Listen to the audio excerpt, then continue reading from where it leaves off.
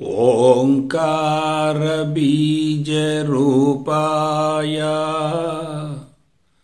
सर्वेशाय जगत्पते प्रथमाय नमस्तुभ्यं सत्यसाई गणाधिपा। ओम साईश्वराय विद्महे सत्यदेवाय धीमहि तन्नः सर्वा प्रचोदयात्। ओम शांति शांति शांति। हरिः ओम। श्री गुरुभ्यो नमः। हरिः ओम। जय गुरुदेव। ఓం శ్రీ సాయిరామ్। అనంత ప్రేమ స్వరూపులారా, ప్రస్తుతం మానవుడు ఒక విశ్వవలయంలో పూర్తిగా చిక్కుకున్నాడు. పద్మవ్యూహంలో బంధించబడ్డాడు. కొన్ని వేల సంవత్సరాలుగా మానవ జీవితం అన్ని విధాలా బలహీనపడుతూ వచ్చింది. మానవుడు ఒక రకంగా బానిసగా మారాడు. ఇతరుల మీద ఆధారపడుతున్నాడు. బానిసత్వం ఎక్కడైతే ఉంటుందో అక్కడ సంపూర్ణ స్వేచ్ఛకు అవకాశమే లేదు. అందుకే గమనించండి, క్రీస్తుకు పూర్వం నుండి కూడా మానవుణ్ణి మంచి మార్గం వైపుకు మళ్లించడం కోసం అనేక మంది తమ వంతు విఫల ప్రయత్నాలు చేస్తూనే ఉన్నారు. కానీ సామాజిక పరిస్థితులు రోజు రోజుకు దిగజారుతున్నాయే తప్ప మెరుగుపడటం లేదు. ఎందువలన మనిషిని మంచి మార్గం వైపుకు మళ్లించేటటువంటి ప్రయత్నాలు కూడా వైఫల్యం చెందుతున్నాయి. అందుకు మూల కారణం ఏంటి? భూమండలం అంతటిలో ఒక్క మానవుడు మాత్రమే ప్రకృతికి విరుద్ధమైనటువంటి జీవన విధానాన్ని కొనసాగిస్తున్నాడు. ప్రకృతికి విరుద్ధమైనటువంటి జీవన విధానం ద్వారా శరీరం పూర్తిగా నిర్వీర్యమవుతుంది, బలహీనపడుతుంది. శరీరం బలహీనపడిందంటే జన్మ జన్మలుగా ఉన్న సంస్కారాల్ని సమూలంగా కరిగించుకోవటం సాధ్యం కాదు. అందువల్ల మనం జాగ్రత్తగా విశ్లేషించుకునేటట్లయితే, ఒకవైపు భౌతికవాదం మనిషిని ప్రమాదంలోకి నెట్టింది. ఆ భౌతికవాదం నుండి మనిషిని విడుదల గావించడం కోసం చేసేటటువంటి ప్రయత్నాలలో ఆధ్యాత్మిక మార్గం కూడా వైఫల్యం చెందింది. ఎందువలన ఆధ్యాత్మిక మార్గంలో కూడా బానిసత్వం కొనసాగుతూనే ఉంది. ఒక వ్యక్తి మరొక వ్యక్తి మీద ఆధారపడేటటువంటి పరిస్థితి దైనందిన జీవితంలో ఉంది, ఆధ్యాత్మిక మార్గంలో కూడా ఉంది. పరిపూర్ణ అద్వైత బ్రహ్మజ్ఞానాన్ని గురించి శాస్త్రయుక్తంగా తెలియజేసే వాళ్ళు లేరు. ఒకవేళ తెలియజేసినప్పటికీ దాన్ని అనుభవంలోకి పొందటం చాలా కష్టం. సిద్ధాంతం అనేది ఆకర్షణీయంగా ఉంటుంది, కానీ అనుభవంలోకి రావటం మాత్రం బహు కష్టతరం. అందుకే ఒకవైపు భౌతికవాదపు తీవ్రత పెరుగుతుంది, మరొక వైపు ఆధ్యాత్మికత దానిని అడ్డుకోలేకపోతుంది. తరం మారే కొద్దీ మనుషులు బలహీనపడుతున్నారు తప్ప బలోపేతం కావటం లేదు. అందువలన సాంకేతిక పరమైనటువంటి అంశాలను గురించి మనం ఆలోచించాలి. తక్కువ సమయంలో తక్కువ శ్రమతో ఎక్కువ లబ్ధి కలగాలి. మనుషులంతా ఏమవుతున్నారు? బానిసలుగా తయారవుతున్నారు. కాబట్టి ఆధ్యాత్మిక మార్గంలో కూడా అదే తరహా విధానం కొనసాగుతుంది. కాబట్టి దాని నుంచి బయటపడలేకపోతున్నారు. నేను భగవంతుడను అనేటటువంటి అంశం శాస్త్రీయ పంథాలో అవగాహన అయి దానిని జీవితానికి అన్వయించుకోగలిగితే మనిషి బానిస సంఖ్యల నుండి సమూలంగా బయటపడవచ్చు. ఇవాళ ఒక వ్యక్తి మరొక వ్యక్తికి సహకరించడం లేదు. ఒక వ్యక్తి మరొక వ్యక్తి మీద ఆధారపడుతున్నాడు. భార్యాభర్తలు కానీ, కుటుంబ సభ్యులు కానీ, సమాజంలో ఉన్నటువంటి వ్యక్తులు కానీ ఒకరు మరొకరి మీద ఆధారపడేటటువంటి పరిస్థితి ఏర్పడింది తప్ప ఒకరు మరొకరికి ఆధారాన్ని ఇచ్చే అవకాశం లేకుండా పోయింది. శారీరక సుఖమే జీవిత లక్ష్యంగా మనిషి జీవితాన్ని కొనసాగించడం వలన శరీరాలు పూర్తిగా నిర్వీర్యం అవుతున్నాయి.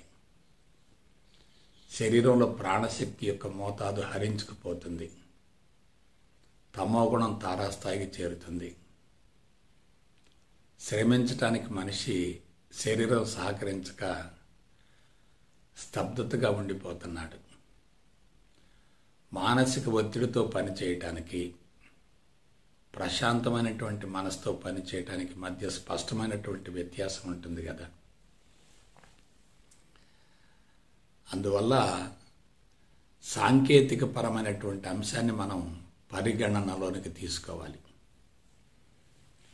ఏమిటా సాంకేతిక పరమైనటువంటి అంశం అంటే ద్వంద్వాలను సమూలంగా కరిగించుకోవటం, ద్వంద్వాల నుండి బయటపడటం, ద్వంద్వాలకు అతీతంగా జీవించగలగటం, ద్వంద్వాలను వదిలివేయగలగటం, ద్వంద్వాల నుండి బయటపడగలగటం, ద్వంద్వాలే మాయా అనేటటువంటి విషయాన్ని శాస్త్రయుక్తంగా అవగాహన గావించుకొని అనుభవంలోకి పొందటమే. దీని గురించి మనం అనేక సార్లు ప్రస్తావించుకుంటూ వస్తున్నాం. కానీ ఈరోజు దాని గురించి మరికొంత మేరకు విశ్లేషించుకుందాం. మనిషి నైజమేమిటి? రిస్క్ పడకూడదు, కష్టపడకూడదు, శ్రమించకూడదు. జీవితం సాఫీగా నల్లేరు మీద బండిలాగా కొనసాగాలి. ఎప్పుడైతే శారీరక శ్రమ లేదో, శరీరం సుఖానికి అలవాటు పడ్డదో మనసు బలహీనమైనట్లే కదా. మనసు బలహీనమైందంటే అది ప్రతికూలతను భరించలేదు కదా, అసంతృప్తిని భరించలేదు కదా, అశాంతిని భరించలేదు కదా. కష్టాలు, నష్టాలు, బాధలు, ఇబ్బందులు, అవమానాలు, అపజయాలు, ఓటములు, వైఫల్యాలు వగైరా వగైరా వీటి నుండి తప్పించుకోవాలని ఆలోచిస్తూ ఉంటారు. నెగిటివ్ని తొలగించుకోవటానికి, నెగిటివ్ని ఫేస్ చేయటానికి, నెగిటివ్ నుండి తప్పించుకోవటానికి మధ్య స్పష్టమైనటువంటి వ్యత్యాసం ఉంటుంది. నెగిటివ్ని స్వీకరించాలి, నెగిటివ్ని భరించాలి, నెగిటివ్ని అంగీకరించాలి, నెగిటివ్ని భగవంతుల్లో ఒక భాగంగా భావించాలి, నెగిటివ్ని స్వాగతించాలి. ఆ నెగిటివ్ ద్వారానే మనిషికి ఎక్కువ లబ్ధి చేకూరుతుంది. వ్యతిరేకతను భరించలేకపోవటం అనేది మానసిక బలహీనత అవుతుంది. కష్టాలను, నష్టాలను, బాధలను, ఇబ్బందులను, అవమానాలను, అపజయాలను, ఓటములను, వైఫల్యాలను ఎదుర్కొనలేకపోవటం అనేది మనిషి బలహీనత అవుతుంది. అంతర్జాతీయ స్థాయికి ఎదిగి మరణించిన తర్వాత కూడా కోట్ల మంది హృదయాల్లో చిరస్థాయిగా నిలిచిపోయినటువంటి వ్యక్తుల జీవితాలను మీరు జాగ్రత్తగా పరిశీలించండి.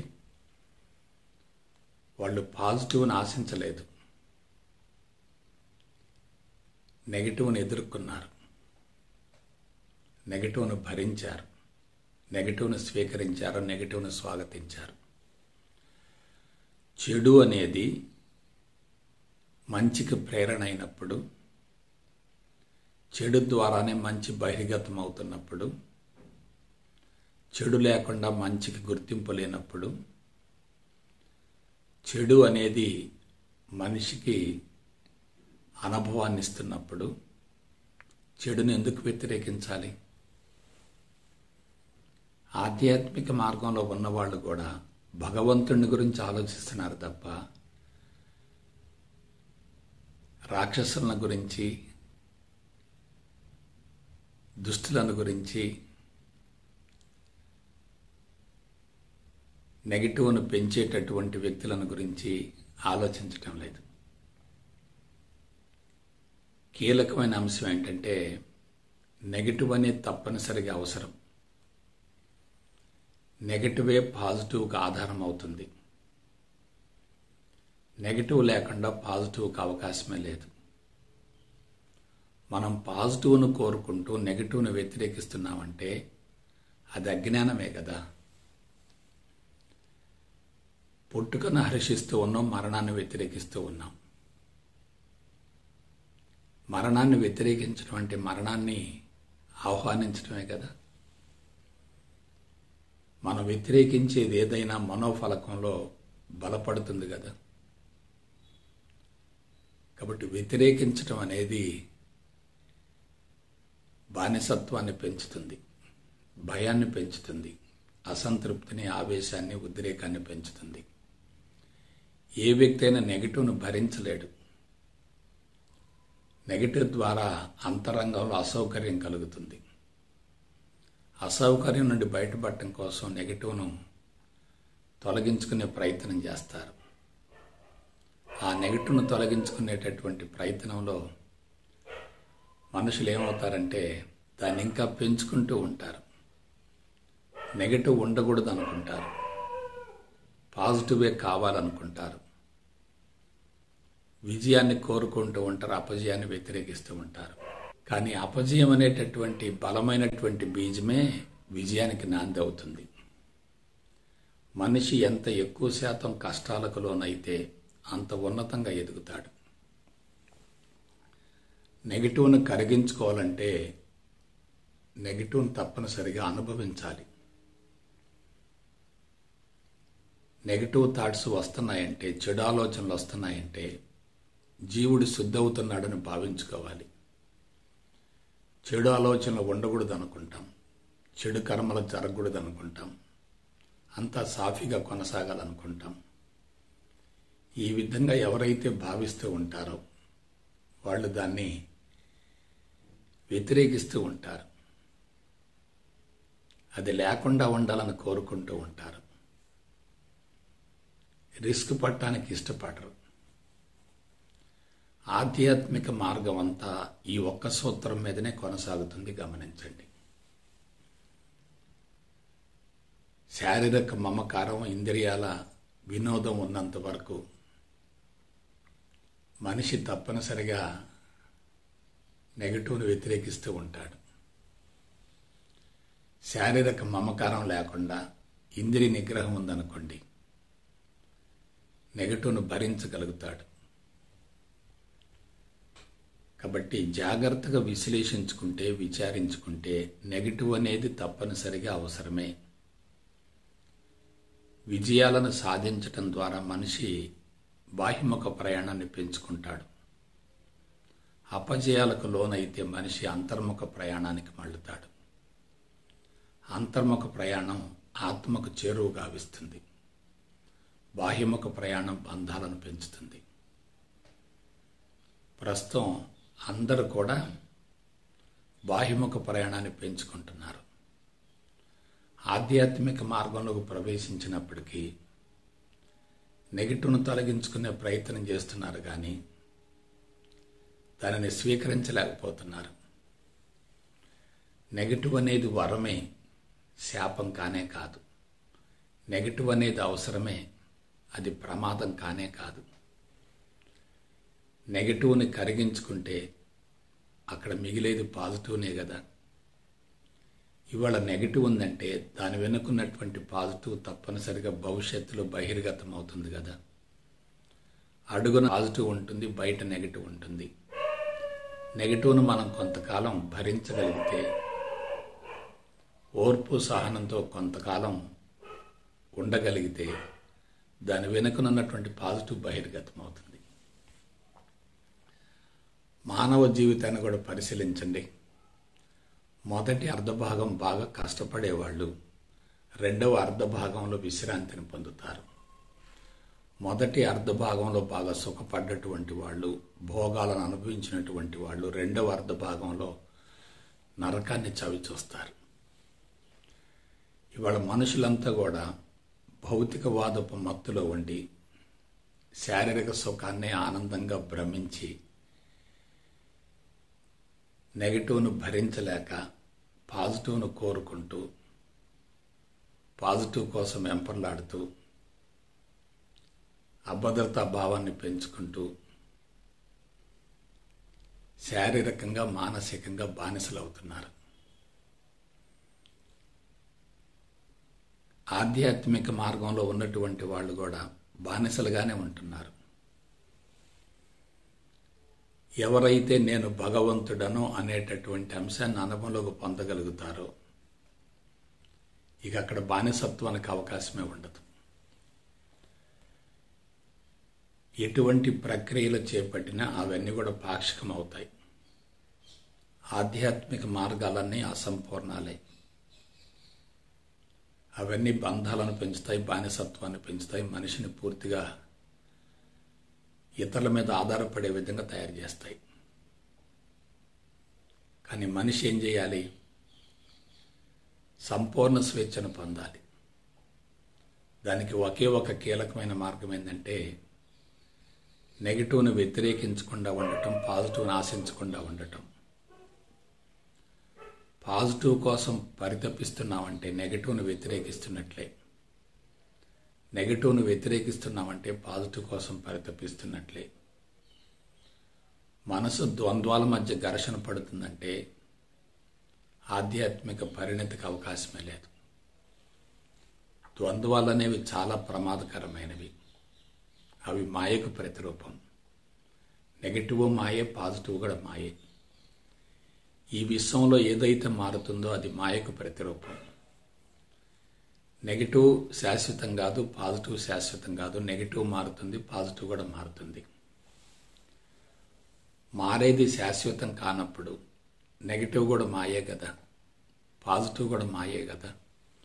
మరి పాజిటివ్ను కోరుకోవటం ఏంటి, నెగిటివ్ను వ్యతిరేకించడం ఏంటి? ఈ విశ్వంలో భగవంతుడు తప్ప వేరే ఇంకెవరైనా ఇతరుల మీద తప్పనిసరిగా ఆధారపడతాడు. భగవంతుడు ఒక్కడే పరిపూర్ణుడు. భగవంతుడు ఒక్కడే విశ్వవ్యాపితుడు. భగవంతుడు నిరాకారుడు, నిరంజనుడు, నిర్గుణుడు, సర్వాంతర్యామి, విశ్వవ్యాపితుడు. విశ్వం మొత్తం వ్యాపించినటువంటి భగవంతుడు అన్నింటికీ అతీతంగా ఉంటాడు. మానవుడు కూడా భగవంతుడే కాబట్టి అన్నింటికీ అతీతంగా జీవించగలగాలి. ఇది బోధించినంత సులభం మాత్రం కానే కాదు. ప్రస్తుతం సామాజిక పరిస్థితులు దుర్భరంగా ఉన్నాయి కాబట్టి, భౌతికవాదం నుండి బయటపడే అవకాశమే లేదు కాబట్టి, మనుషులు ఆధ్యాత్మిక మార్గంలోకి ప్రవేశించి సిద్ధాంతపరంగా తెలుసుకున్నప్పటికీ దాన్ని అనుభవంలోకి పొందటం మాత్రం బహు కష్టతరం అవుతుంది. అది ఎలా సాధ్యమవుతుంది? నెగిటివ్ని అనుభవించాలి, నెగిటివ్ని కోరుకోవాలి, నెగిటివ్ను ఆహ్వానించాలి, నెగిటివ్ను స్వాగతించాలి, నెగిటివ్ను కూడా భగవంతుడిగా భావించగలగాలి. పాజిటివ్ నెగిటివ్లు రెండు భగవంతుల్లో ఒక భాగం అనుకున్నప్పుడు అవి రెండు మాయా అనేటటువంటి భావన కలిగినప్పుడు, అవి రెండు ఏకత్వం నుండే ఆవిర్భవిస్తున్నాయి అనేటటువంటి విషయం శాస్త్రయుక్తంగా నిరూపించబడ్డప్పుడు ఇక నెగిటివ్ లేదు, పాజిటివ్ లేదు కదా. రెండు కూడా మాయకు ప్రతిరూపమే కదా. ప్రస్తుతం మానవ జీవితం అంతా పోరాటంలో కొనసాగుతుంది. శరీరాలు బలహీనపడ్డాయి కాబట్టి పుట్టినప్పటి నుంచి మరణించేంత వరకు మనిషి బాహ్యపరమైనటువంటి అంశాల మీద, భౌతికపరమైనటువంటి అభివృద్ధి మీద వస్తు సంపద మీద తప్పనిసరిగా ఆధారపడవలసినటువంటి పరిస్థితులు ఏర్పడి ఉన్నాయి కాబట్టి సిద్ధాంతపరంగా తెలుసుకున్నప్పటికీ అనుభవంలోకి పొందటం బహు కష్టతరం అవుతుంది. కానీ శ్రవణం, మననం, నిధిధ్యాస లేదు, తెలుసుకోవటం, మననం చేసుకోవటం, అనుభవంలోకి పొందటం, వినటం, మననం చేసుకోవటం, అనుభవంలోకి పొందటం. ముందు ప్రతి విషయాన్ని గురించి శ్రద్ధగా విని విశ్లేషించుకోవాలి. విచక్షణతో ముందుకెళ్ళగలగాలి. విశ్లేషించుకున్న తర్వాత, విచక్షణతో ముందుకెళ్ళిన తర్వాత అక్కడ ఉన్నది ఒక్కటే రెండు లేవు అనేటటువంటి విషయం స్పష్టంగా శాస్త్రయుక్తంగా అవగాహన కావాలి. లౌకిక ప్రపంచంలో రెండూ తప్పనిసరిగా అవసరమే, కానీ అంతరంగంలో మాత్రం ఏకత్వాన్ని అనుభవంలోకి పొందగలగాలి. ఏకత్వం అనేది శాశ్వతమైనప్పుడు, ద్వంద్వాలన్నీ తాత్కాలికమైనప్పుడు, ద్వంద్వాలు ఏకత్వం నుండి ఆవిర్భవించి మరలా తిరిగి ఏకత్వంలోనే కలిసిపోతున్నప్పుడు ద్వంద్వాలను వదిలేయటం చాలా సులభం. ద్వంద్వాలను వాస్తవంగా భ్రమించామనుకోండి, వాటిని పట్టుకుంటే వదిలిపెట్టలేం. This is the secret of spirituality. మనసు మనిషిని నియంత్రిస్తూ ఉంటుంది, కండిషన్ చేస్తూ ఉంటుంది. ఇలా ఉండు అంటుంది, ఇలా ఉండకూడదు అంటుంది. ఇలా ఉండు అనే భావన ఉందంటే ఇలా ఉండకూడదు అనే భావన కూడా దాని ప్రక్కనే ఉన్నట్లే కదా. ఎప్పుడైతే మనసు కండిషన్ అవుతుందో ద్వంద్వాలు బలోపేతం అవుతాయి. ఇలా ఉండాలి అనేది పాజిటివ్ అయితే ఇలా ఉండకూడదు అనేది నెగిటివ్ అవుతుంది కదా. మనం పాజిటివ్ను ఆశిస్తూ ఉన్నాం, నెగిటివ్ను వ్యతిరేకిస్తూ ఉన్నాం. అది అశాస్త్రీయతే కదా. కాబట్టి శాస్త్రీయత ఉన్న చోట అనుమానాలకు, సందేహాలకు, సంకోచాలకు, చిక్కు ప్రశ్నలకు అవకాశమే లేదు. ప్రస్తుతం బలమైనటువంటి పెట్టుబడిదారీ వ్యవస్థ కొనసాగుతుంది. ధర్మం, సత్యం రెండు కూడా అడుగంటిపోయాయి. చట్టం, న్యాయం రెండు ఆధిక్యతను సంతరించుకున్నాయి. పుట్టుక నుండి మరణం వరకు మనిషి మనుగడ కోసం పోరాటం చేస్తున్నాడు. భౌతిక పరమైనటువంటి అంశాల ద్వారా ఆనందం వస్తుందనేటటువంటి భావంతో వస్తు సంపదలో పూర్తిగా నిమగ్నమయ్యాడు. ప్రకృతి వనరులను కరెన్సీగా మార్చుకొని వ్యాపారాత్మక ధోరణిలో జీవిస్తున్నాడు. ప్రకృతిని తనకు అనుగుణంగా మార్చుకుంటున్నాడు. ప్రకృతికి అనుగుణంగా జీవించలేకపోతున్నాడు. ప్రకృతికి అనుగుణంగా జీవించడం అంటే నెగిటివ్ని తొలగించుకోవటమే, నెగిటివ్ని కరిగించుకోవటమే. నెగిటివ్ని కరిగించుకోవాలంటే కష్టాలు పడాల్సిందే. శరీరాన్ని కష్టపెట్టాలి, మనసును కష్టాలకు లోను చేయాలి. శరీరానికి నెగిటివ్ ఫుడ్ ఇవ్వాలి, ఆ నెగిటివ్ ఫుడ్ని అరిగించుకోగలగాలి. మనసును కష్టాలకు గురి చేయాలి, ఆ కష్టాలే అదృష్టాలుగా మనం వాటిని స్వీకరించగలగాలి. కష్టపడేటటువంటి వ్యక్తి బానిసగా జీవించడు. సుఖపడే వ్యక్తి బానిసగా జీవిస్తాడు. కష్టపడే వ్యక్తి నా నుండి ప్రపంచానికి ఏమిటి అనుకుంటాడు. సుఖపడేటటువంటి వ్యక్తి ప్రపంచం నుండి నాకేమిటి అనుకుంటాడు. ఇప్పుడు మానవ జీవితం ఎంత ప్రమాదకరంగా కొనసాగుతుందో మీరు ఒకసారి గమనించుకోండి. ప్రమాదం అనేది మన చుట్టూ పొంచి ఉంది. చిన్న వయసు నుండే అందరూ కూడా భౌతికవాద మత్తును పెంచుకునేటటువంటి జీవన విధానంలో అద్భుతంగా తర్ఫీదును పొందుతున్నారు. అస్తవ్యస్తమైనటువంటి అతి ప్రమాదకరమైనటువంటి జీవన విధానానికి పూర్తిగా అలవాటు పడ్డారు. దాని నుంచి బయటపడే అవకాశమే లేదు. ఒక తరం నుండి మరొక తరానికి భౌతికవాదపు మత్తు పెరుగుతుంది తప్ప తగ్గటం లేదు. ప్రస్తుతం అది తారాస్థాయికి చేరింది. మనుషులు నెగిటివ్ను భరించే అవకాశం లేకుండా పోయింది. అందుకే ఒకవైపు తమోగుణం పెరుగుతుంది, మరొక వైపు రజోగుణం పెరుగుతుంది. ఒక వ్యక్తి మరొక వ్యక్తిని స్వీకరించలేకపోతున్నాడు. ఒక వ్యక్తి ఉనికి మరొకరికి అసౌకర్యంగా తయారైంది. ప్రతి ఒక్కరిని వ్యతిరేకిస్తూ వస్తున్నారు. అలా వ్యతిరేకించడం ద్వారా శక్తి విపరీతంగా హరించుకుపోతుంది. ఒక వ్యక్తి మరొక వ్యక్తిని స్వీకరించలేకపోతున్నాడంటే పరిమితంగా జీవిస్తున్నట్లే కదా. ఎప్పుడైతే ఒక వ్యక్తిని మనం స్వీకరించలేకపోతున్నామో మన అంతరంగం పూర్తిగా కలుషితమైనట్లే కదా, హృదయం మంట మూసుకున్నట్లే కదా, అహంకారం బలంగా ఉన్నట్లే కదా, బలమైనటువంటి కోటలు నిర్మించుకుంటున్నట్లే కదా, పరిధులలో పరిమితులలో జీవిస్తున్నట్లే కదా. జీవన విధానం మారకుండా, లైఫ్ స్టైల్ మారకుండా, ఆలోచన విధానం మారకుండా, జీవన సరళి మారకుండా, జీవన శైలి మారకుండా ఆధ్యాత్మిక మార్గంలో పరిణతి చెందడం ఎలా సాధ్యమవుతుంది? ఇవాళ ఆధ్యాత్మికతను బోధించేవాళ్ళు, ఆధ్యాత్మికతను అందించేవాళ్ళు, ఆధ్యాత్మిక మార్గంలో తరఫిదినిచ్చేవాళ్ళు కూడా ఇతరుల మీద ఆధారపడుతున్నారు కదా. కాబట్టి ఆధ్యాత్మికతలో ఎప్పుడైతే బానిసత్వం ఉందో ఇక మనిషి స్వేచ్ఛను పొందే అవకాశం లేదు కదా. మరి పరిష్కారం ఏమిటి?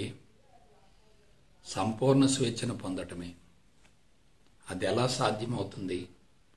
నేను భగవంతుడను అనేటటువంటి అంశం అనుభవంలోకి రావాలి. అది ఎప్పుడు అనుభవంలోకి వస్తుంది? ద్వంద్వాలను గురించి శాస్త్రీయపరమైనటువంటి అవగాహన ఉండాలి. ఎప్పుడైతే నెగిటివ్ ఉండకూడదు, పాజిటివ్ కావాలనేటటువంటి భావన ఉంటుందో అక్కడ మనిషి రాగద్వేషాలు ఇరుక్కుంటాడు, బానిస భావాన్ని పెంచుకుంటాడు, బలహీనతలను పెంచుకుంటాడు. ఇక బయటపడే అవకాశమే లేదు. సో ఈ విధంగా ఇంత క్లిష్టమైనటువంటి పరిస్థితులలో మనిషి జీవితాన్ని కొనసాగిస్తున్నప్పుడు వేదాంతాన్ని బలవంతంగా చెవిలో పోసినా అది అనుభవంలోకి రాదు కదా. కొంతమంది ఆసనాలకే పరిమితం అవుతున్నారు. ఆసనాలు తప్పనిసరిగా అవసరమే, కానీ అవి తాత్కాలికమే. కొంతమంది ప్రాణాయామ కోసం ఆరాటపడుతున్నారు, ప్రాణాయామం చేస్తున్నారు, ప్రాణాయామంలో తర్ఫీదు పొందుతున్నారు, ప్రాణాయామంలో తర్ఫీదుని ఇస్తున్నారు.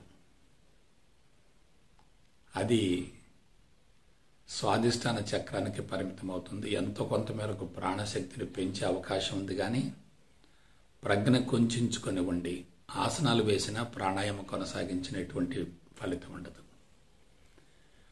అన్నిటికీ ఒకే ఒక విటమిన్ ఏమిటంటే పరిపూర్ణ అద్వైత బ్రహ్మజ్ఞానమే. పరిపూర్ణ జ్ఞానం అనేది మనిషిని అన్ని రకాల బంధాల నుండి సమూలంగా విడుదల గావిస్తుంది. కానీ పరిపూర్ణ జ్ఞానాన్ని బోధించేటటువంటి వ్యక్తి, అందించేటటువంటి వ్యక్తి అనుభవాన్ని పొందగలగాలి. అనుభవం లేకుండా బోధిస్తే అది ప్రపంచాన్ని ప్రభావితం చేయదు.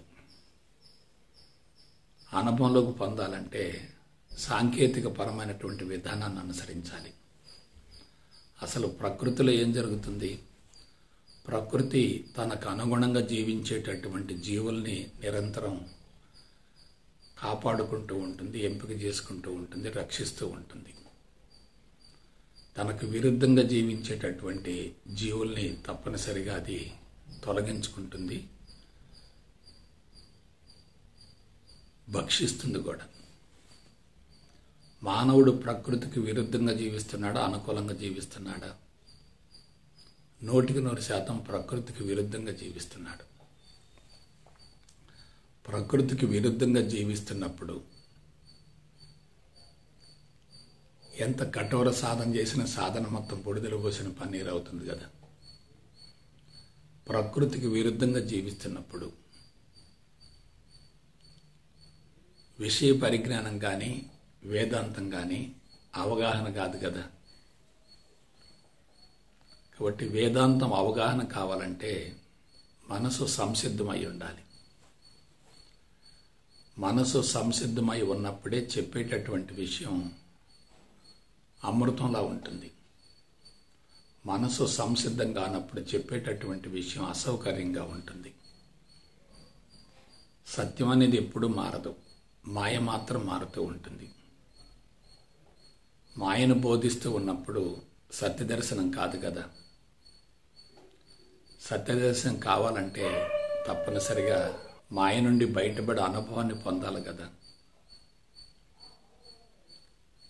ప్రస్తుతం ప్రపంచం మొత్తం అస్తవ్యస్తంగా ఉంది కాబట్టి మనుషులు అనుభవాన్ని పొందే అవకాశం ఎక్కువగా ఉంటుంది. ఎదురు దెబ్బలు, కష్టాలు, నష్టాలు, బాధలు, ఇబ్బందులు ఇవన్నీ కూడా విపరీతంగా సంభవిస్తూ ఉంటాయి. ఈ పరిణామంలో ప్రకృతికి విరుద్ధమైనటువంటి ఆలోచన విధానం ఉన్నటువంటి వాళ్ళు తప్పనిసరిగా శిక్షించబడతారు. ప్రకృతికి అనుగుణమైనటువంటి జీవన విధానం ఉన్నటువంటి వాళ్ళు తప్పనిసరిగా రక్షించబడతారు. ప్రకృతికి అనుగుణంగా జీవించడం అంటే ఏమిటి? బాడీలో రెసిస్టెన్స్ పవర్ పెరగాలి, శరీరంలో వ్యాధి నిరోధక శక్తి పెరగాలి. వ్యాధి నిరోధక శక్తి పెరగటం అంటే ప్రకృతికి అనుగుణంగా జీవించగలగటమే. ప్రతికూల పరిస్థితులను ఎదుర్కొనగలిగితే అదే సాధన అవుతుంది కదా. ప్రత్యేకంగా సాధన యొక్క అవసరం ఉండదు కదా. ప్రతికూల పరిస్థితులను ఎదుర్కొనలేకపోతే మనోబలం లేనట్లే కదా. మనోబలం లేనప్పుడు సాధన కొనసాగించిన సాధన మొత్తం బుడిదలు పోసిన పన్నీరు అవుతుంది కదా. కాబట్టి ఎండకు ఎండేవాళ్ళు, వర్షంలో తడిచేవాళ్ళు, చలిలో వణికేటటువంటి వాళ్ళు, అతి సరళమైన సామాన్యమైనటువంటి జీవితాన్ని కొనసాగించేవారు, నిరంతరం కష్టించి పనిచేసేవారు, ధర్మంగా జీవించేవారు నిరంతరం సాధనలో ఉన్నట్లే. అలా కాకుండా బ్యాంకు బ్యాలెన్స్ల మీద దృష్టిని పెట్టుకొని మరణ భయంతో ఆధ్యాత్మిక మార్గాన్ని ఆశ్రయించి విషయ పరిజ్ఞానం తెలుసుకున్నా అది అనుభవంలోకి రావటం చాలా కష్టం. ఎందుకంటే శరీరం సహకరించాలి, మనసు అనుకూలంగా ఉండాలి కదా. అందువల్ల ప్రస్తుతం ఏమవుతుందంటే సిద్ధాంతం అనేది ఆకర్షణీయంగా ఉన్నప్పటికీ అనుభవంలోకి రావటం కష్టంగా ఉంది. ఒక రకంగా చెప్పాలంటే ప్రకృతికి అనుగుణంగా జీవించేటటువంటి అనుకూలమైనటువంటి వాతావరణం ప్రస్తుతం ప్రపంచంలో లేదు. పుట్టినప్పటి నుంచి మరణించేంత వరకు మనిషి తప్పనిసరిగా బానిసత్వంలోనే జీవిస్తున్నాడు తప్ప సంపూర్ణ స్వేచ్ఛలో జీవించడం లేదు. ఉద్యోగస్తులు కానీ, వ్యాపారస్తులు కానీ, పారిశ్రామికవేత్తలు కానీ, కళాకారులు కానీ, మేధావులు కానీ, శాస్త్రవేత్తలు కానీ ఎవరైనా సరే ప్రకృతికి విరుద్ధమైన జీవన విధానాన్ని కొనసాగిస్తున్నారు. మరణ భయంతో విలవిల్లాడిపోతున్నారు. దాని నుంచి బయటపడటం కోసం ఆధ్యాత్మిక మార్గాన్ని ఆశ్రయిస్తున్నారు. అక్కడ కూడా సత్ఫలితాన్ని పొందలేకపోవడానికి మూల కారణం శరీరం సహకరించకపోవటం, మనసు సంసిద్ధం కాకపోవటమే. అందువల్ల ఈజియెస్ట్ వేని మనం ఎన్నుకోవాలి, అతి సులభమైన మార్గాన్ని ఎన్నుకోవాలి. ఆసనాలు కానీ, ప్రాణాయామ కానీ, మరొకటి కానీ తాత్కాలిక ప్రయోజనాలను చేకూరుస్తాయే తప్ప శాశ్వత పరిష్కారం మాత్రం కానే కాదు. శరీరం దృఢంగా, పటిష్టంగా, శక్తివంతంగా, ఆరోగ్యంగా, తేజోవంతంగా, కాంతివంతంగా తయారైందనుకోండి, నెగిటివ్ను తప్పనిసరిగా భరించగలుగుతాం. కష్టించి పనిచేసే వ్యక్తి నెగిటివ్కు భయపడడు. సుఖపడేటటువంటి వ్యక్తి నెగిటివ్కు భయపడతాడు. ఆర్థిక అసమానతలు ఉన్నంత వరకు ఆధ్యాత్మికతకు అవకాశమే లేదు. ప్రతి వ్యక్తి ప్రపంచం నుండి నాకేమిటనేటటువంటి భావంతో జీవించటమే గాక తన అవసరానికి మించి ప్రపంచం నుండి స్వీకరించి ఉపయోగించుకుంటున్నాడు. ఆధ్యాత్మిక మార్గం అనుభవంలోకి రావటానికి మూల కారణం ప్రకృతికి అనుగుణమైనటువంటి జీవన విధానాన్ని అనుసరించడమే. క్రీస్తుకు పూర్వం 6000 సంవత్సరాల నాడు ఆధ్యాత్మిక మార్గం బహిర్గతమైందని అంటున్నాం, కానీ అప్పుడు వాతావరణం ఎలా ఉంది, సామాజిక పరిస్థితులు ఎలా ఉన్నాయి, జనాభా చాలా తక్కువగా ఉంది కదా, వనరులు పుష్కలంగా ఉన్నాయి కదా, ఎటువంటి ఆరాటం పోరాటం పరుగు పందెం లేదు కదా, ఎటువంటి పోటీతత్వం లేదు కదా. అందువల్ల ఆనాటి కాలమాన పరిస్థితులలో అది అనుభవంలోకి రావటం సులభమైంది. ప్రస్తుతం పరిస్థితులు ఎలా ఉన్నాయి, పూర్తి భిన్నంగా ఉన్నాయి. అసలు పుట్టుకతోటే ప్రకృతికి విరుద్ధమైనటువంటి జీవితం ప్రారంభమవుతుంది. 4 గోడల మధ్య కూర్చొని ప్రకృతికి దూరమై అతి సుఖవంతమైనటువంటి జీవితానికి అలవాటు పడి శారీరక ఇంద్రియ మట్టాలకు పరిమితమై ప్రపంచం నుండి నాకేమిటనేటటువంటి భావన బలీయంగా ఉండి ప్రణాళికలతోటి, పథకాలతోటి, గమ్యాలతోటి, లక్ష్యాలతోటి మనిషి పరుగు పందెం కొనసాగిస్తున్నప్పుడు మనోభారం పెరుగుతుంది కదా, మనిషి శారీరకంగా బలహీనపడతాడు కదా. శారీరకంగా బలహీనపడి దీర్ఘకాలిక రుగ్మత సంభవించిందంటే అతని పరిస్థితి ఏమిటి? కాబట్టి దీర్ఘకాలిక రుగ్మత ఉందంటే మనసు బలహీనంగా ఉన్నట్లే కదా. రుగ్మతలన్నీ శరీరానికి సంబంధించినవి కానే కావు కదా, మనసుకు సంబంధించినవే కదా. మనసులో ఉన్నటువంటి లోపాలు, బలహీనతలే శరీరంలో రుగ్మతలుగా రూపాంతరం చెందుతున్నాయి కదా. కాబట్టి మనం ఏ కోణం నుండి ఆలోచించినా సరే సాంకేతిక పరమైనటువంటి అంశాలను పరిగణనలోనికి తీసుకోకుండా ఎంత కఠోర సాధన చేసినా సాధన మొత్తం బూడిదలు పోసిన పన్నీరే. ప్రస్తుతం సిద్ధాంతం తెలిసినటువంటి వాళ్ళు చాలామంది ఉన్నారు, శరీరం సహకరించక అది అనుభవంలోకి రావటం లేదు. శరీరం పటిష్టంగా, దృఢంగా, శక్తివంతమైనటువంటి వాళ్ళు ఉన్నారు. వాళ్ళు ఎంతో కొంత మేరకు ఆరోగ్యాన్ని, ఆయువుని అనుభవిస్తూ ప్రశాంతతతో, సంతృప్తితో జీవితాన్ని కొనసాగిస్తున్నారు. శారీరక ఆరోగ్యం ఉన్నప్పుడు సాధనకు శరీరం తప్పనిసరిగా సహకరిస్తుంది. శరీరంలో బాధలు కానీ, నొప్పులు కానీ, అసౌకర్యాలు కానీ, రుగ్మతలు కానీ ఎక్కువగా ఉన్నప్పుడు శరీరం సాధనకు సహకరించదు కదా. అయితే పరిపూర్ణ అద్వైత బ్రహ్మజ్ఞానాన్ని గురించి శాస్త్రయుక్తంగా అవగాహన చేసుకుని పదే పదే మననం చేసుకుంటూ దాన్ని మనోఫలకంలో బలంగా ప్రతిష్ఠించుకొని పోషణ చేస్తూ ఉంటే తప్పనిసరిగా ఫలాలను ఇచ్చే అవకాశం ఉంది కదా. కాబట్టి ఫలాలు రావాలంటే తప్పనిసరిగా విషయ పరిజ్ఞానం పట్ల అవగాహన ఉండాలి. సో ప్రస్తుతం అందరూ కూడా బానిసలుగానే జీవిస్తున్నారు, ఇతరుల మీద ఆధారపడుతున్నారు. శారీరక సుఖమే జీవిత లక్ష్యంగా ముందుకు సాగుతున్నారు.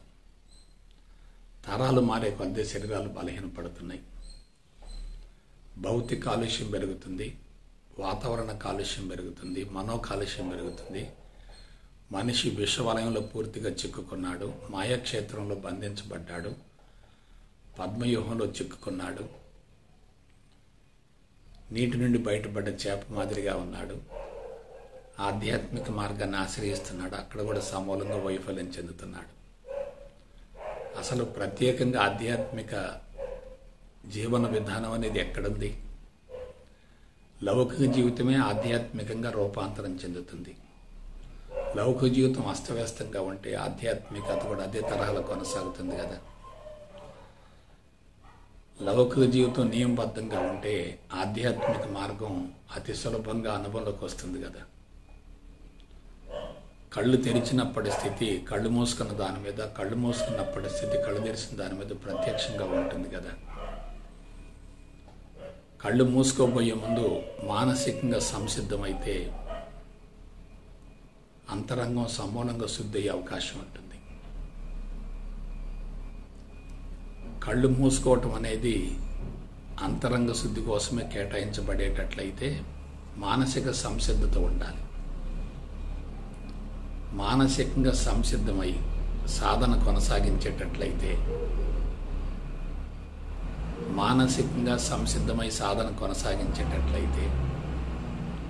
మనిషి తప్పనిసరిగా అంతరంగాన్ని శుద్ధిగా ఉంచుకునే అవకాశం ఉంటుంది. మానసికంగా సంసిద్ధం కాకుండా ఎంత కఠోర సాధన చేసినా శరీరం ఇంకా నిర్వీర్యమై బలహీనపడుతుంది తప్ప బలోపేతమయ్యే అవకాశమే లేదు. ప్రస్తుతం ప్రపంచ పనితీరును గమనించండి. వ్యక్తి వ్యవస్థలో బంధించబడ్డాడు. పెట్టుబడిదారీ వ్యవస్థ మనిషిని సమూలంగా నిర్వీర్యం చేసింది. అది కొన్ని వేల సంవత్సరాల నుండి కొనసాగుతుంది. ఆకస్మికంగా వచ్చింది కానే కాదు. వ్యక్తి వ్యవస్థలో బంధించబడ్డప్పుడు, వ్యవస్థ నుండి బయటపడే అవకాశమే లేనప్పుడు,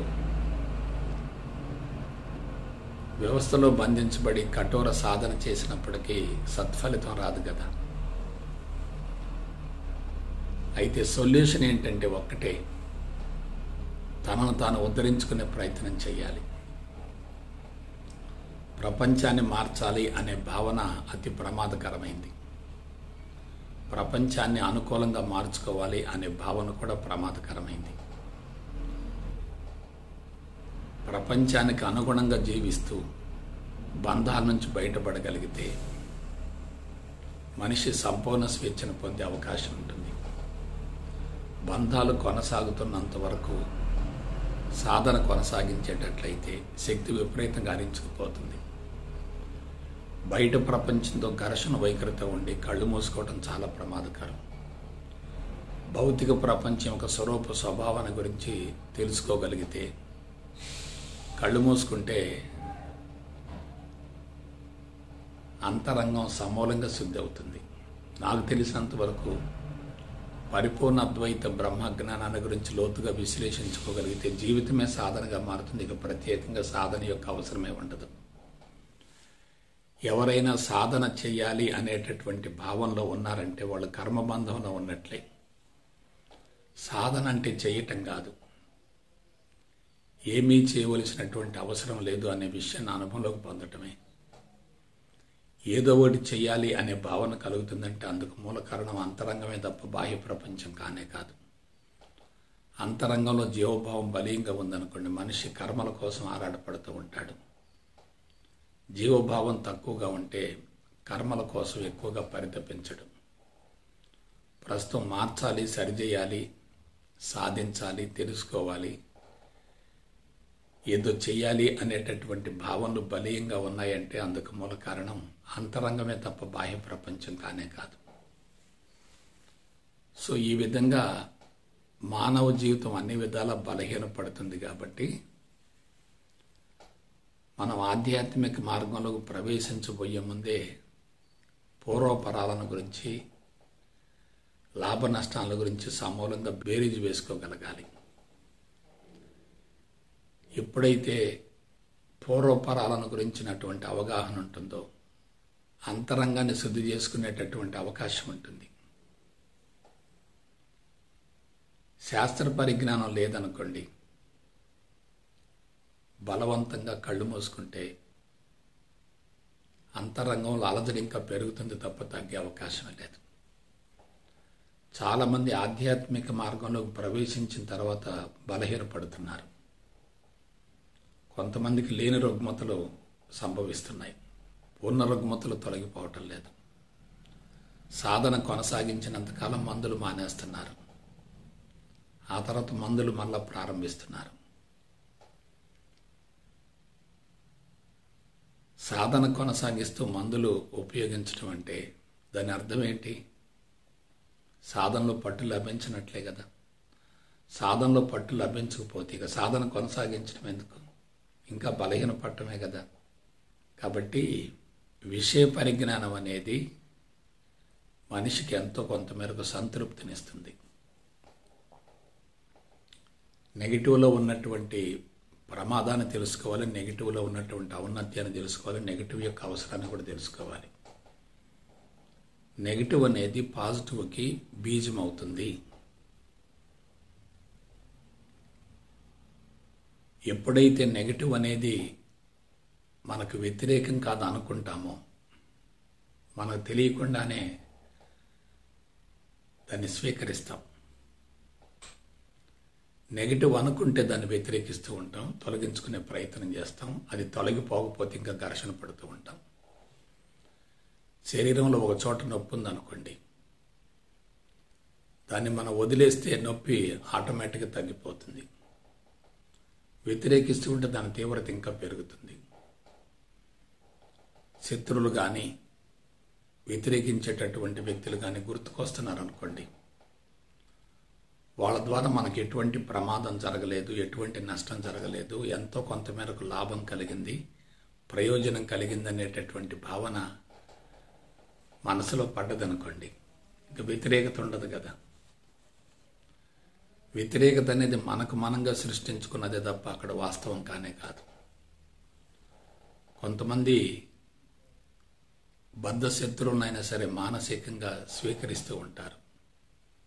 వాళ్ళకి ఓర్పు సహనం ఎక్కువగా ఉంటుంది. వాళ్ళు వ్యతిరేకత అనే దాన్ని అనుకూలతగా మార్చుకుంటారు. వ్యతిరేకతల అనుకూలతను చూడగలుగుతారు. ఇక వాళ్ళకి వ్యతిరేకత అనేది కనిపించదు. వ్యతిరేకత కనిపించకపోతే ఉన్నది ఒక్కటే కదా.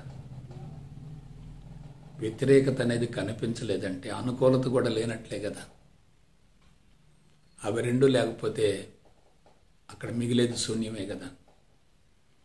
శూన్యం నుండి మనం కార్యక్రమాలు కొనసాగుతూ ఉన్నప్పుడు మనకు మానసిక ఒత్తిడి ఉండదు కదా. కాబట్టి పూర్ణ జ్ఞానాన్ని పొందిన తర్వాత మనం చేసే ప్రతి పని కూడా యజ్ఞమవుతుంది. మాట్లాడే ప్రతి మాట మంత్రమవుతుంది. ఆలోచించే ప్రతి ఆలోచన దివ్యత్వం అవుతుంది. ఆ విధంగా స్థితిని మార్చుకోగలగాలి. దీనికి పూర్ణ జ్ఞానం ఒక్కటే పరిష్కారం తప్ప వేరే ప్రత్యామ్నాయం అంటూ ఏమీ లేదు. మనిషి ఎంత విస్తరిస్తూ ఉంటే అంత ఒత్తిడి తగ్గుతుంది, ఎంత కుంచుకుంటే అంత ఒత్తిడి పెరుగుతుంది. ద్వంద్వాల మధ్య ఘర్షణ పడేటటువంటి వ్యక్తుల మనసు కుంచుకుపోతుంది, ప్రజ్ఞ కుంచుకుంటుంది. ద్వంద్వాల మధ్య ఘర్షణ వైఖరి లేకుండా వాటిని భగవంతుడిగా స్వీకరించగలిగితే ప్రజ్ఞ విశ్వవ్యాప్తం అవుతుంది. ప్రజ్ఞ విశ్వవ్యాప్తమైందంటే మనసుకు అవకాశం లేదు, అంతా ఆత్మగానే గోచరిస్తుంది.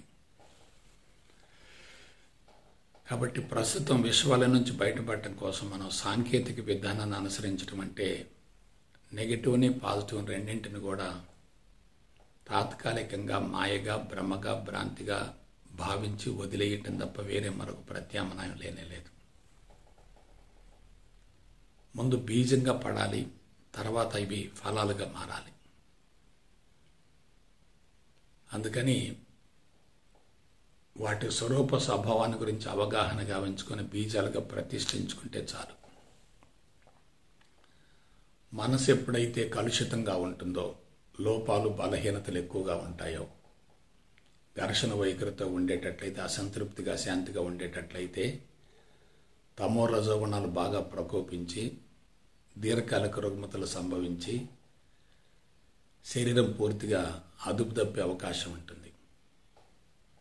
అందువల్ల ముందు ఆరోగ్యాన్ని గురించి ఆలోచించాలి. ఆరోగ్యం ఉందంటే సుదీర్ఘాయువు ఉంటుంది. సుదీర్ఘాయువు, ఆరోగ్యం రెండు ఉన్నాయంటే మానసిక ప్రశాంతత ఉంటుంది. ఇవి మూడు ఉన్నాయంటే అంతరంగం సంతృప్తిగా ఉంటుంది. అంతరంగం సంతృప్తిగా ఉంటే అనుభూతి కలుగుతుంది. అనుభూతి నుండి ఆనందానికి వెళ్ళే అవకాశం ఎక్కువగా ఉంటుంది. అందువల్ల నెగిటివ్ను కోకట వేర్లతో సహా తొలగించే ప్రయత్నం చేయాలి. ఇదే ఆధ్యాత్మిక మార్గంలో ఉన్నటువంటి కీలకమైన అంశం.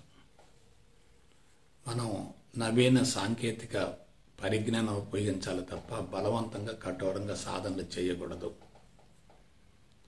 మెంటల్ ప్రిపరేషన్ లేకుండా సాధనలకు వెళ్ళకూడదు.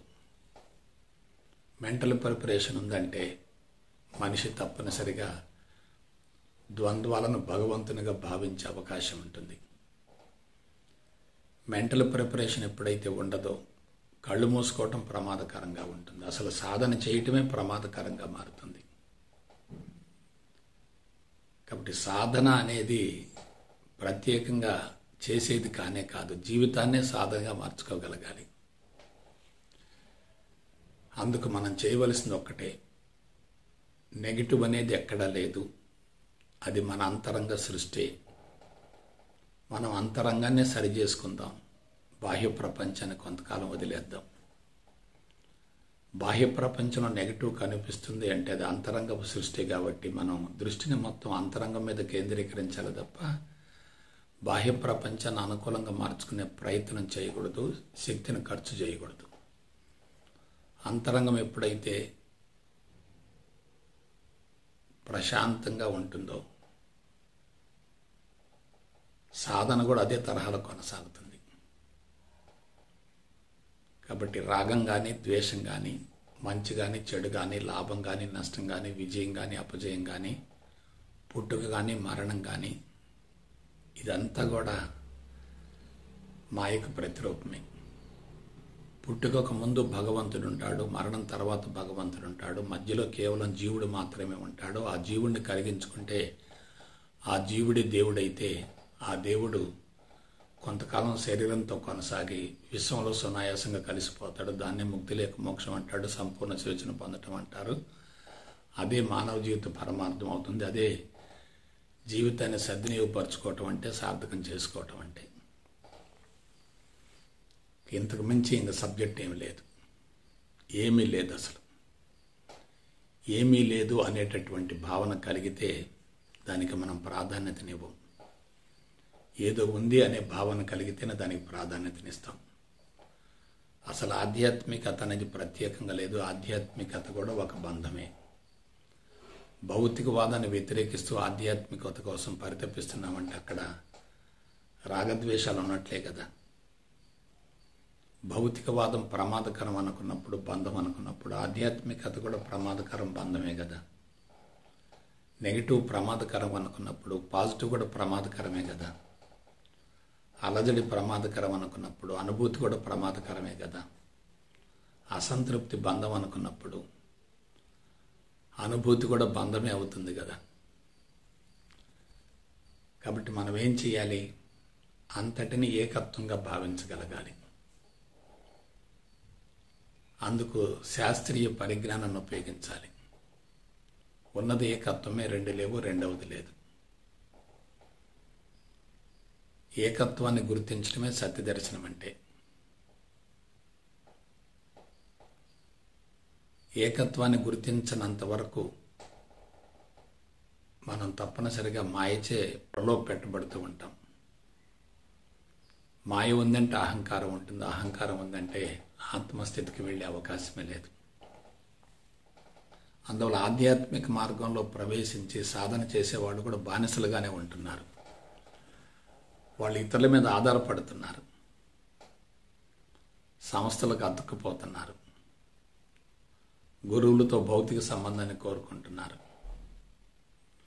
ఎవరి ద్వారానో ఏదో జరగాలనుకుంటున్నారు, సెంటిమెంట్స్కి ప్రాధాన్యతనిస్తున్నారు, మూఢనమ్మకాలకి బలైపోతున్నారు, చాదస్తంలో జీవిస్తున్నారు, జీవితాన్ని అన్ని విధాల అబాస్పాలు చేసుకుంటున్నారు. అంతిమంగా అసంతృప్తితో బలవంతంగా జీవితాన్ని ముగించవలసినటువంటి పరిస్థితులు ఏర్పడుతున్నాయి.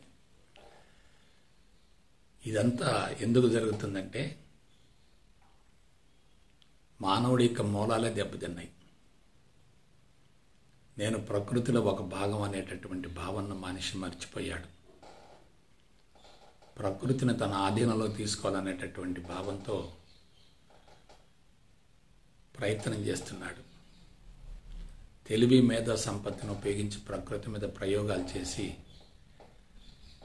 వస్తువుత్పత్తిని పెంచుకుంటూ శారీరక సుఖానికి అలవాటు పడి దాన్నే విజయవంతమైన జీవితంగా భావిస్తున్నాడు. ఆనందం వేరు, సుఖం వేరు. సుఖాన్ని కోరుకునేటటువంటి వ్యక్తులకు ఆనందం లభించే ప్రసక్తి లేదు. ఆనందం లభించాలంటే తప్పనిసరిగా సుఖాన్ని వదులుకోవాల్సింది. సుఖపట్టం ముఖ్యం కాదు, ఆనందంగా జీవించగలగాలి. అందుకు ద్వంద్వాలను వదిలేసి శూన్య స్థితికి చేరగలగాలి. ద్వంద్వాలు ఉన్నంత వరకు శూన్య స్థితికి చేరే అవకాశమే లేదు.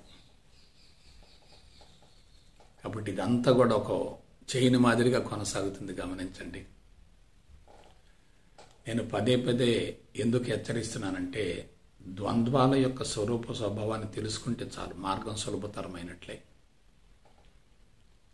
జ్ఞానపరంగా పరిణతి చెందేటట్లయితే అంతరంగంలో నిండుదనం ఏర్పడుతుంది, పరిపూర్ణత కలుగుతుంది.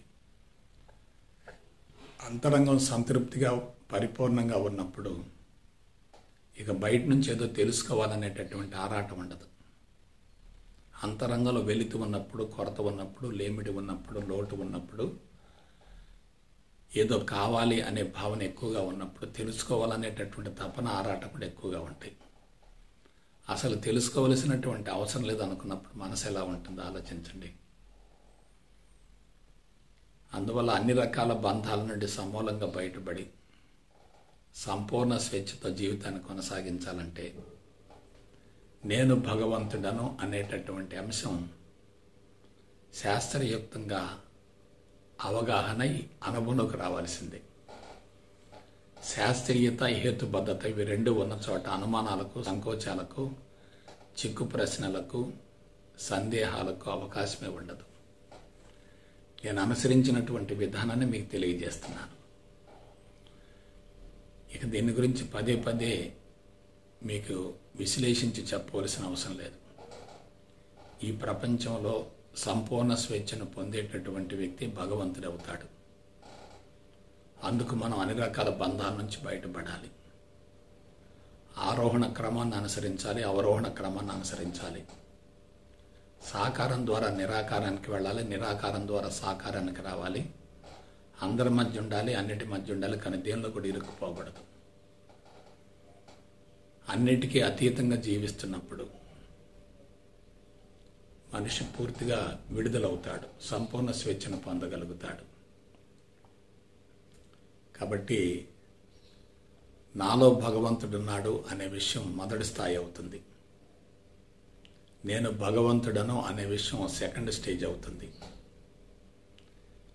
నేను భగవంతునిలో ఉన్నాను అనేది థర్డ్ స్టేజ్ అవుతుంది.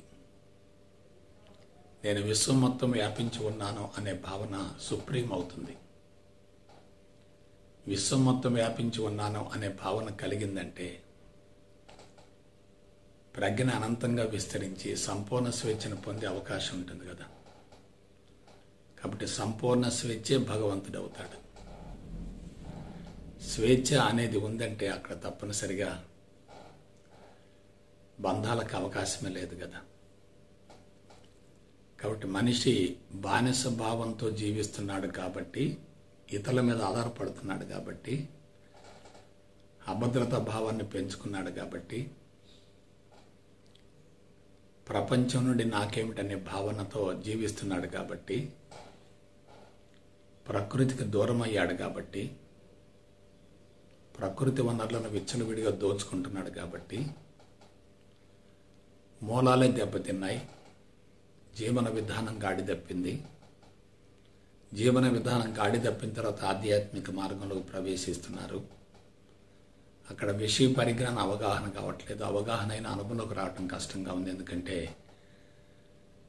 కర్మఫలం అకౌంట్ అనేది ఎక్కువగా ఉంది. అందువల్ల మనిషి ఇటువంటి క్లిష్ట పరిస్థితులలో తక్కువ సమయంలో, తక్కువ శ్రమతో ఎక్కువ లబ్ధి కలిగేటటువంటి సాంకేతిక పరిజ్ఞానాన్ని వాడాలి తప్ప కఠోర సాధనలకు అలవాటు పడకూడదు. అది చాలా ప్రమాదకరం. ప్రాథమికంగా కొన్ని అంశాలు ఉండాలి, కానీ అల్టిమేట్గా సంపూర్ణ స్వేచ్ఛను పొందేటటువంటి మార్గాన్ని గురించి ఆలోచించాలి. కాబట్టి ఇక ఎక్కువగా చెవటం కాదు. నెగిటివ్ అనేది ఎక్కడా లేదు. నెగిటివ్ను వ్యతిరేకించవద్దు. చుట్టూ జరిగేటటువంటి అంశాల పట్ల చర్య ప్రతిచర్యను చూపవద్దు. ప్రతికూలతను కూడా అనుకూలంగా మార్చుకునేటటువంటి విధానం అనుభవంలోకి రావాలి. ప్రతికూలత లేదనుకున్నప్పుడు అనుకూలత సులభం అవుతుంది కదా. ప్రతికూలతను సృష్టించుకొని దాన్ని వ్యతిరేకిస్తూ కఠోర సాధన చేసిన సాధన మొత్తం బూడిదలు పోసిన పన్నీరే కదా. కాబట్టి జీవన శైలి మారాలి, జీవన విధానం మారాలి, ఆలోచన విధానం మారాలి, లైఫ్ స్టైల్ మారాలి. అందుకు ప్రపంచాన్ని గురించినటువంటి అవగాహన ఉండాలి, జీవితాన్ని గురించిన అవగాహన ఉండాలి, ప్రపంచాన్ని గురించిన అవగాహన ఉండాలి, ప్రకృతిని గురించినటువంటి అవగాహన ఉండాలి. భిన్నత్వంలో ఉన్నటువంటి ఏకత్వాన్ని గుర్తించగలగాలి. అంతా ఒకటే అనే భావంతో ముందుకు నడవగలగాలి. అంతా ఒకటైనప్పటికీ మనం సరిచేసేది, సాధించేది, మార్చేది, తెలుసుకోవాల్సింది ఏముంటుంది? భిన్నత్వానికి జ్ఞానం ఉంటుంది తప్ప ఏకత్వానికి జ్ఞానం ఉండదు కదా. కాబట్టి అరుదుగా లభించినటువంటి మానవ జన్మను సార్థకం చేసుకోవటం కోసం సాంకేతిక పరమైనటువంటి అంశాలను పరిగణలోకి తీసుకొని జీవిత పరమార్థం నెరవేర్చుకోవాలని మనస వాచ కర్మణ కోరుకుంటూ సెలవు తీసుకుంటా. జై గురుదేవ్, జై గురుదేవ్, జై గురుదేవ్.